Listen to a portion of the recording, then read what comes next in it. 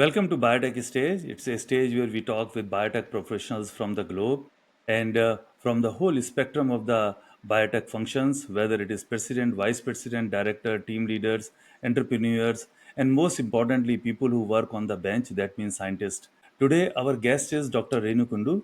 Dr. Renu Kundu has got a bachelor's and master's degree in dental medicine, and then went on to do the PhD in prosthodontics. And then she started or co-founded a cell therapy company in outskirts of New Delhi, East Ocyon. So welcome, Dr. Kundu, on this stage or on this podcast. Thank you so much, Dr. Arun, for having me.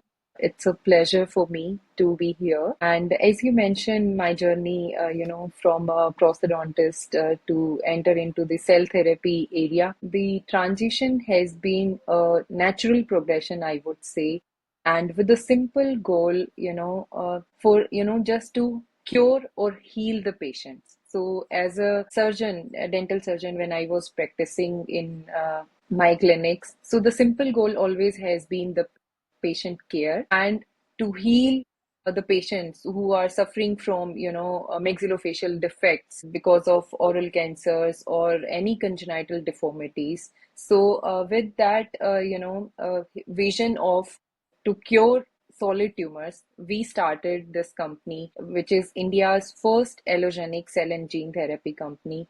And we are just completely focused on harnessing the power of inherent potential of natural killer cells and gamma delta T cells to make India's first allogenic off-the-shelf cell therapy to treat solid tumors and rare diseases. So thank you so much for having me, and I'm very excited to share this wonderful journey with you. Thank you. Thank you, Dr. Kundu. And whenever I go through with your profile and read about your experience, it's very inspiring. It's very interesting. I mean, dental surgeon and now doing the cell therapy and especially the allogenic. Allogenic is I guess, the new way to go because it can be used for cells come from one person and can go to in any person's body. So that is great to know. I'm sure cell therapy is a very challenging field, and especially starting a new company and working on new challenges and working on new objectives is must be a very tough job. So I just wanted to find out from you, how did you handle all the challenges and how did you tackle all the difficult situations? So what kept you motivated in these challenging times? Yeah, so thank you. That's a wonderful question. So I would say, the journey for, it was, I never dreamed of, becoming an entrepreneur in the, most evolving field of biotechnology, cell and gene therapies, and the innovation or, the inspiration, which I would mention that it has come from. So I'd like to share a personal story with you that when I was just 20 years old, I lost my father due to carcinoma. And I have seen many people around us, even in our relatives or family, suffering from this deadliest disease, the cancer. Mhm. So always has been there a factor that if we could make some therapy available to cure this deadliest disease completely. And when Dr. Dinesh, my co-founder, who was working in the biotech field, so we have both have been to multiple national and international conferences, and where we have seen that the world is moving towards cell and gene therapy, focusing on completely curing the disease. So then we thought of starting our own company, and the main bottleneck for these advanced therapies is the affordability. And for countries like India and low and middle income countries, the main challenge is the affordability, the cost of the therapies. And in the earlier stages of the development of these therapies, was the main focus was on blood cancers, and we have seen many approvals, especially for blood cancers, lymphomas, and leukemias. But no therapy has been yet approved for solid tumors because they are very, challenging to handle. Handling the tumor microenvironment is very difficult. But with this intention, we started, or vision, we started this company to make allogenic cell therapy from natural killer cells. So that we can make at least hundreds of doses from a single healthy donor. Then we can only bring down the cost, because in autologous CAR T therapies we have seen that though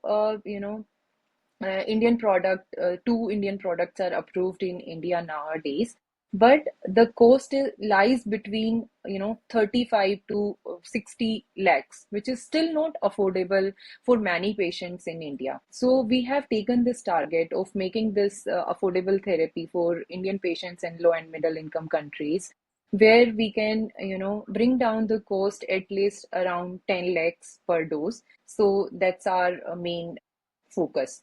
But the challenges with this is that natural killer cells, or growing any immune cell outside human body, is a big challenge. Then there are the challenges are at every stage, like starting from your R&D. Then we have setting up GMP facilities. Developing that ecosystem in countries like India is very challenging. Then the regulatory framework, we still do not have the set guidelines for cell and gene therapy. The regulatory framework is still evolving, not only in India, even in worldwide, US FDA and EMA. The guidelines are still evolving. So handling Hmm. those complexities is a very big challenge. And then, the main focus, because these cell therapies are living drugs. So generating consistency in the batches is very big challenge. So even if we are making a good therapy, it is not just showing the efficacy in mouse or mice models, or but showing the consistency of your drug, that every time you are producing the same quality of medicine, same type Hmm. of medicine, and then handling these outside in lab, and then cryopreserving preserving these cells, and then shipping these cells to the patient care centers. So logistic is again a very big challenge. If I would say another complexity or challenge is the raw materials. So maintaining that supply chain is a very big challenge, because all the raw materials, if we say the reagents, media, or cytokines, so maintaining that chain is again a very big challenge. Okay, okay. Yeah, thank you very much for such good information. And I think you are, I mean, you mentioned the affordability of of any therapy. This is certainly very important. I mean, especially it is very important for India, but I guess it is important for any country in the world. I mean, I have seen even in US, a lot of people can't afford the therapies because it is so expensive. So for India, it is especially very important. And you mentioned for certain therapies, India has cut down the cost, especially for CAR-T, significantly, but still it is quite high. So NK cells, if they can provide the cost reduction even more, that would be great. And you mentioned certain challenges about the NK cells. And you mentioned that CAR-T, NK cells are difficult to grow and quite challenging. But what about supply of NK cells? I mean, is that also challenging to get the supply from, I guess, healthy donors? Yes. So definitely, the source for natural killer cells can be either cord blood, or it can be buffy coat or leukopex. Okay. So in India, getting any cord blood samples or buffy coats or leukopex is very challenging, because these are the samples taken from healthy volunteers. Hmm. So a buffy coat, which is a bio waste product. Hmm. Usually, the blood banks or hospitals, they use RBCs and the plasma.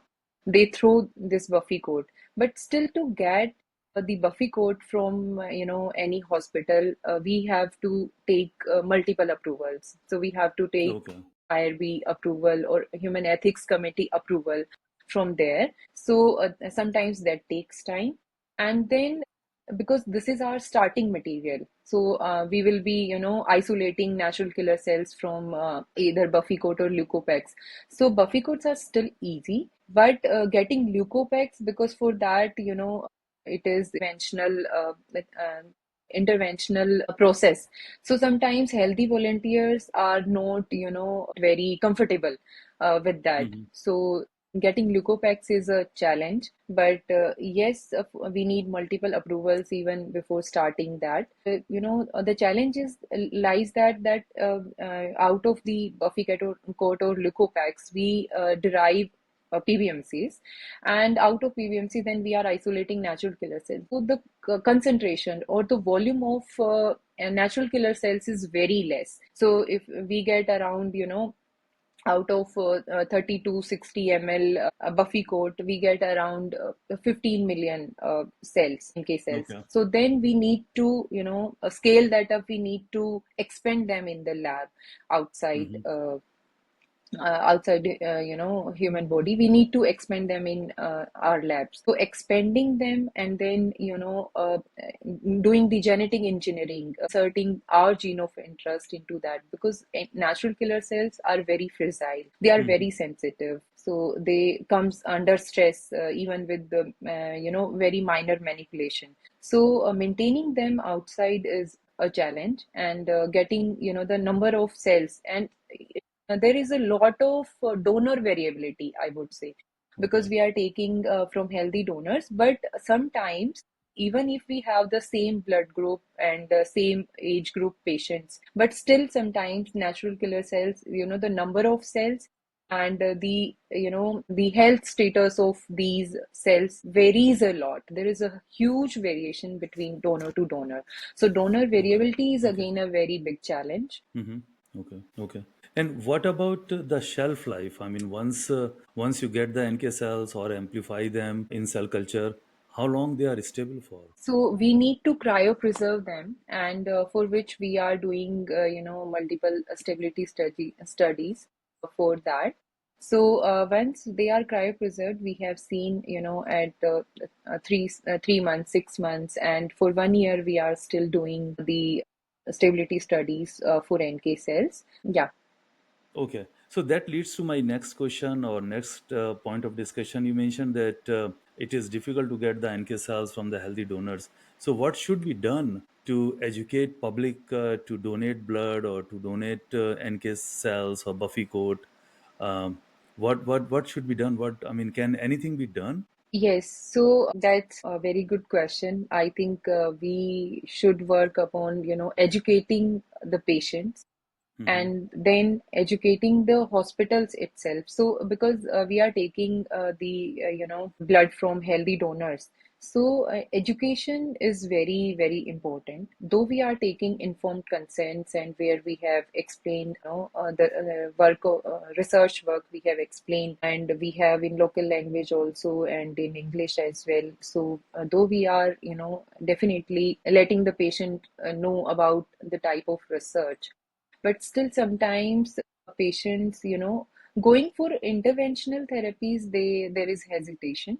But otherwise, getting like Buffy coats, there is no problem. I mean, they are anyways, they are donating their blood to the Hmm. blood banks, and they are taking out RBCs and plasma they are using. So but I think the education and, explaining the process, the type of research which we are doing, and telling the social impact of these therapies, Hmm. which is going to be in future. So I think that is very, very critical. So, educating the patient about the social impact of these therapies and Hmm. their potential. So that is very critical. Okay, okay. Actually, that also leads to my next point of discussion, that is public perception about biotechnology, especially for cell therapy. And people came to know more about all the DNA manipulations during the COVID times. And now with the latest technology like CRISPR and all these things, some people, maybe because of the lack of information, are getting more concerned on the biotechnology. So do you think something should be done, or what should be the next course of action when it comes to the educating public? Yeah, so that's again, very difficult question, I would say, and Hmm. interesting also. So there is, like, in public perception, we say there are, three types. We have some people who have positive perception. So, they Hmm. are some therapies they are accepting positively, like insulins, then your Hmm. monoclonal antibodies and biosimilars we have seen. So Hmm. people are accepting them very well, and they are very positive about them. Then there is some mixed kind of perception. Some people are, okay with, and some show skepticism. So then the third type of perception is negative, and that is especially, I would say, for genetic modification. Hmm. Some people think that if we are playing with nature, so we can see very diverse effects of that. So there are like mixed perceptions, I would say, in the public. Hmm. And to improve that, we should run definitely awareness, programs should be there.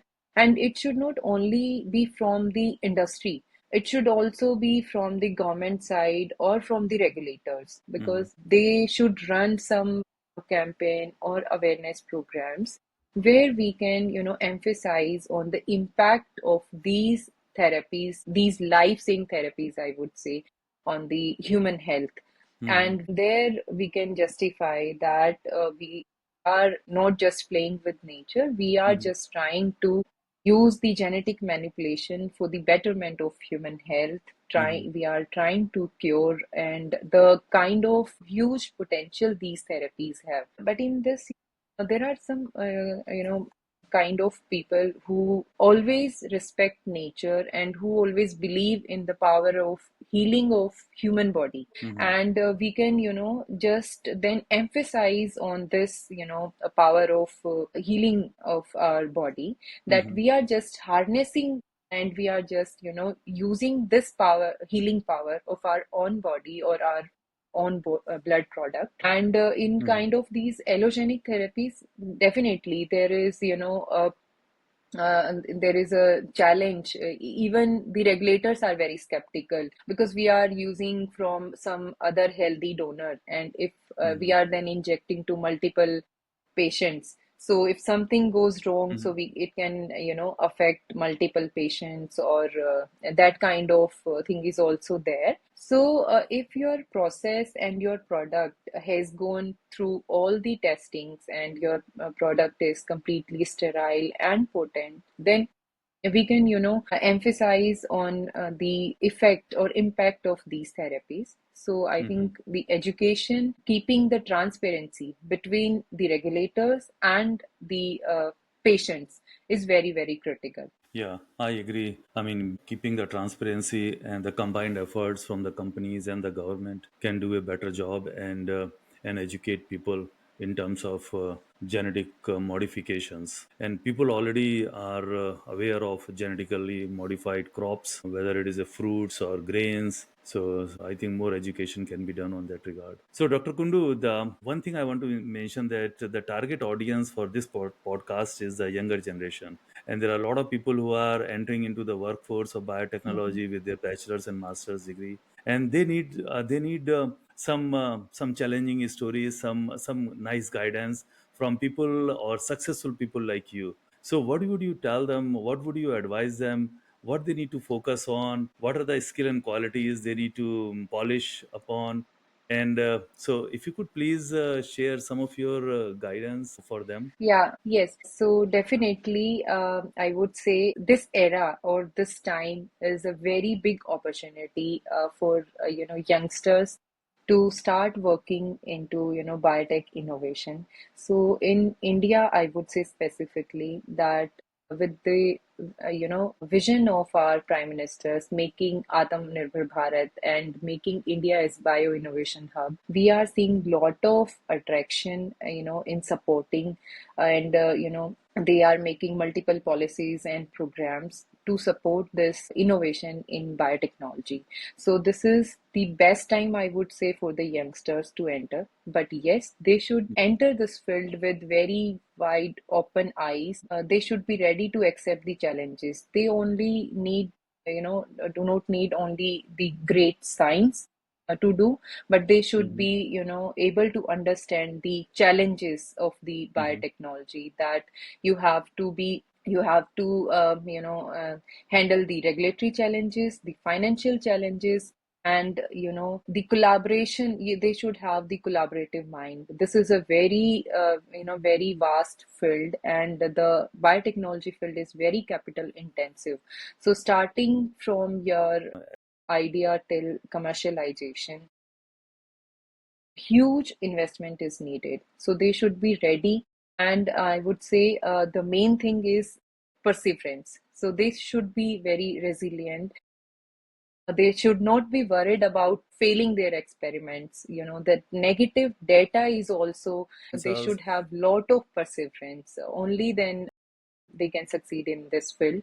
So harmony between your science, then your financial funding, and then your handling the regulatory hurdles, and then keeping the perseverance life is very, very important. So my advice for the youngsters is that this is definitely a okay. very good time for them to enter into this field with being focused on innovation, but they should be very focused, and they should be ready to accept all these challenges, and I'm sure Mhm. it is going to be a very wonderful journey for them. So, Dr. Kundu, we come to now our next part of conversation. That is, and that is very important, especially when we know cell therapy is still in early stages, and there is a long way to go.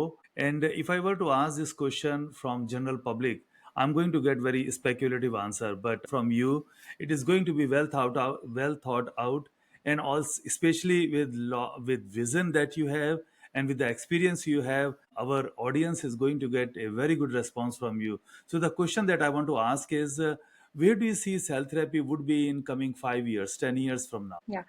So thank you, Dr. Arun, for asking that question. So the future of cell therapy is very bright. And if we say the biotech ecosystem, especially in India, so it is both promising and transformative. So in the last one decade, we have seen a lot of traction from the industry, academic institutions, and with our Prime Minister's vision of making India Atmanirbhar Bharat, and the government supporting policies like biotech startup policy, and Hmm. Bio E3 policies there, which is biotechnology for economy, environment, and employment. The lot of traction is from government side as well to develop this biotech ecosystem, and we have seen in the last one decade that from research labs to clinics, we have seen one indigenous CAR-T approval as well, which is remarkable success in cell therapy area. So with this focus, we are seeing that India is going to be biomanufacturing hub in the coming 5 to 10 years, with more focus on making cell therapies affordable and accessible not only to Indian population but globally. India can redefine this biotech ecosystem and the cell therapy area, and it can be, the cell therapies can be not only manufactured but delivered globally with affordability. So Okay, okay, yeah, so I see the cell therapy area is going to evolve in a big way and very fast okay. for Thank you the very much. betterment of society. Yeah, thank you very much. So, Dr. Kundu, now we come to the end of this conversation, and I want to end this by doing a rapid fire questions series in which I'm going to ask you 10 questions, and please tell us your response on a scale of 1 to 10, and 10 being the best, almost there, or strongly agree, depending upon the question. And we hope to finish this in less than 60 seconds. So I will start it now. So question number one: quality of biotech drug products in India. It is 8, Okay. Production capacity in India. 7, Okay. Innovation in India. Okay. Question number four: IP protection in India. it is 6, Okay. Next question: adequate availability of talented workforce. 9, Okay. Productive interactions among peers. 5, Okay. Capital available, private or public, for new ideas. it is again 5, Okay. Cost efficiency with an aim to reduce the cost of drugs. 8, Okay.